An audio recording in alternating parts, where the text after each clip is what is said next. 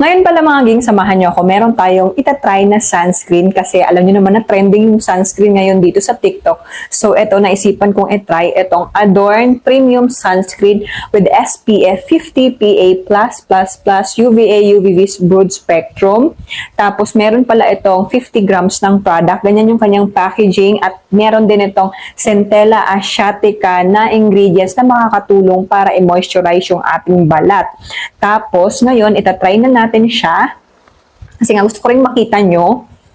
Yung amoy niya mga ging, mabango siya pero mild lang yung amoy niya. Hindi siya masakit sa ulo yung amoy niya. So maglalagay na tayo ngayon sa aking kamay. Di ba sabi nila, 2-finger method. Pero ako, isa lang kasi ayan naman siya. Napakadami naman yung ilalagay natin. So dito ko muna lalagyan yung hati ng mukha ko. Lalagyan natin.